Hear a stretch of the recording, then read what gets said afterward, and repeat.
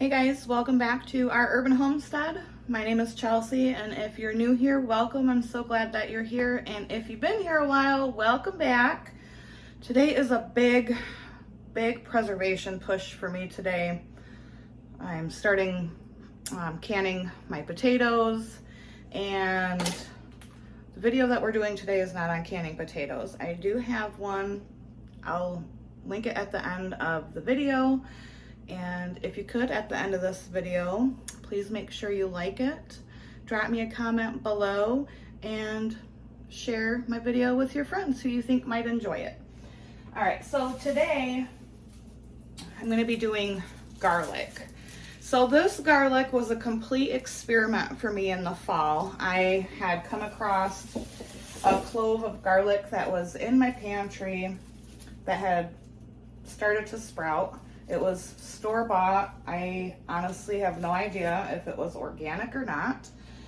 And I just said, you know what the heck? I'm gonna stick it in the ground and see if I grow any garlic from it.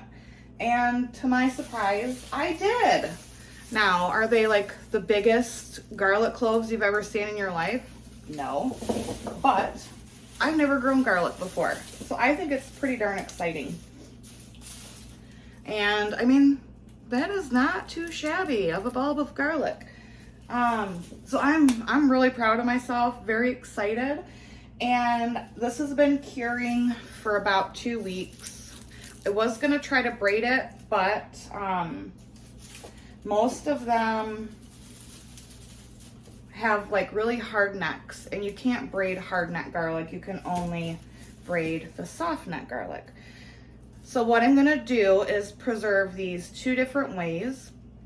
One is by pouring raw honey over the garlic cloves. This is something I do every single year.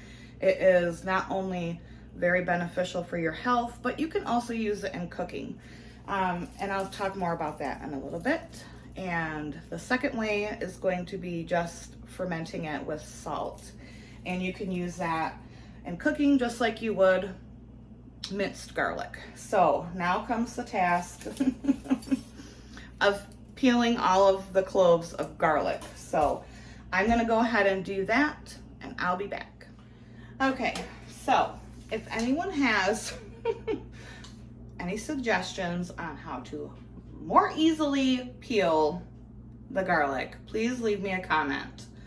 I did weigh it. I got 2 pounds of garlic, which I am very happy and proud of. But that took a very long time. So I am open to any suggestions. I've already tried the putting it in a jar with water and shaking it. I don't think that works very well. So any other suggestions I am open to. All right, so the first one I'm gonna do is fermenting it in honey. This is what I have left from last year. I did a quart. This is what I use for if anyone is feeling under the weather. Take like a little spoonful of the honey, and we do that about 3 times a day. It has amazing medicinal properties. I'm not a doctor. I'm not giving you medical advice, but this stuff is miracle worker. So I last year did a quart of this and a pint of just to use in cooking. Now you can eat this clove of garlic. It's gonna be very pungent though. So to make this, all you need is this is local raw honey. Local and raw is best because it has medicinal properties, and you're getting like local pollen and stuff that just really boosts your immune system. If you don't have somewhere to get local raw honey, store-bought raw honey will work as well. I just suggest that it's raw honey. Local is always my first option though. So I'm gonna take, I don't know, probably 15 cloves or so.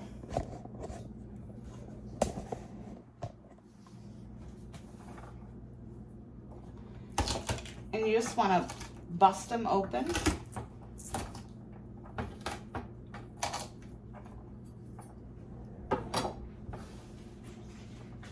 And then you're going to throw them in your jar. Oh, it smells so good.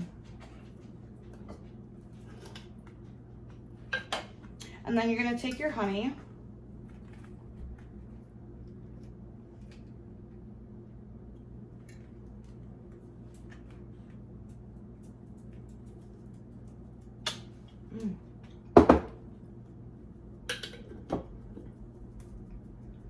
Fill your jar up.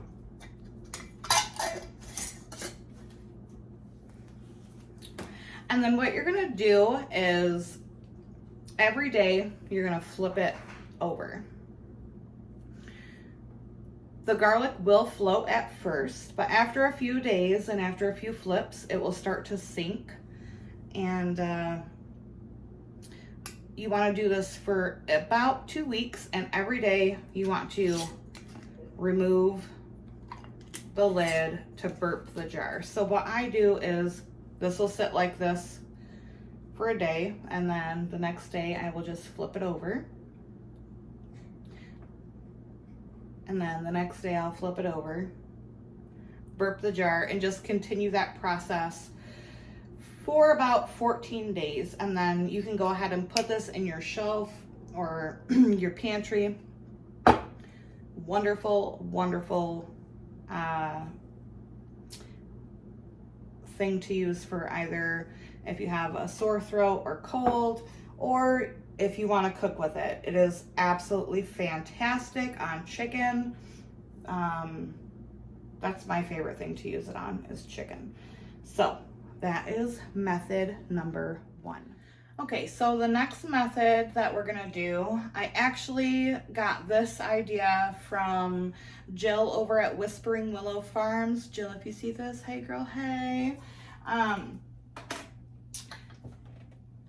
Her video was about fermenting garlic and salt, and I thought, wow, I love fermented foods. Any of you that have watched me for a while know that I do a lot of ferments.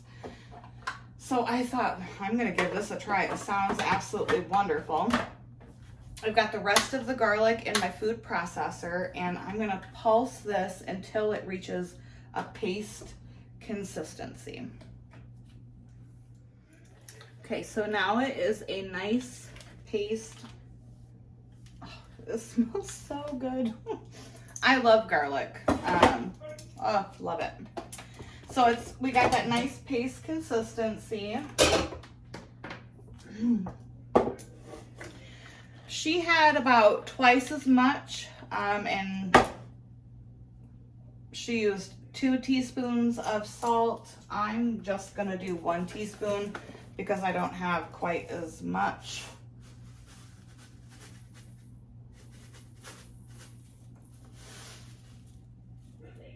And the salt is what ferments it. And I'm just gonna go ahead and, now this is something new, so I'll definitely update you as we go along. I am pretty well versed in fermenting food. I've just never did a garlic ferment like this, and you can use this just like you would minced garlic in any recipe that you have.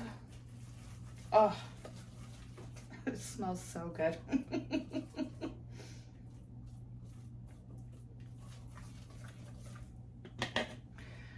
All right.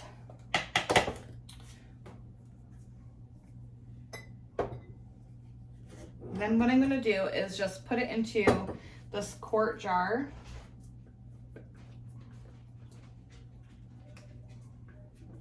I probably could use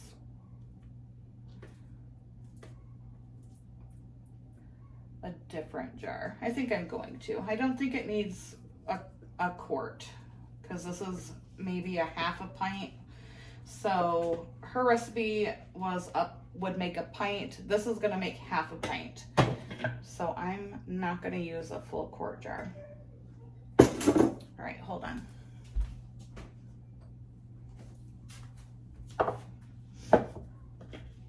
And I'm gonna go ahead and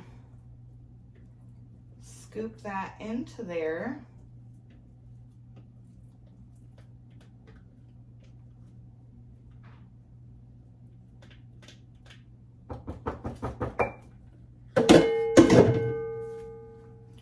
And then you really want to pack it down.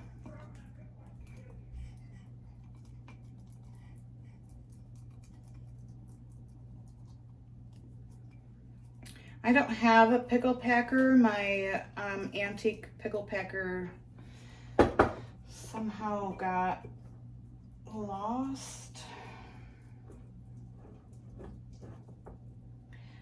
But you want to, if you have a pickle packer or something that you can use to, so you want to try to get like any air bubbles. You want to pack it down. Oh, this smells so good. All right, and I'm gonna grab one thing and I will be right back to show you how to finish it. Okay, so like I've showed you with other ferments that I've done, you don't need to have like all of those fancy fermenting kits. A plastic baggie works just fine. So you want to stick your bag in there, and we're going to fill this with water. That way everything just stays nice and no air.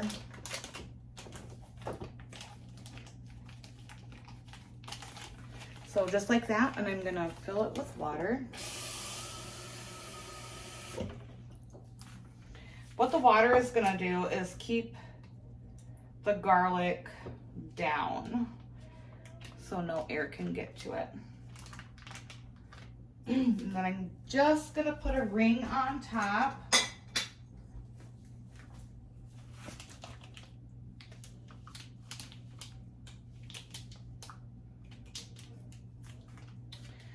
And then this will sit on my counter for 14 to 21 days to do the fermentation process, excuse me.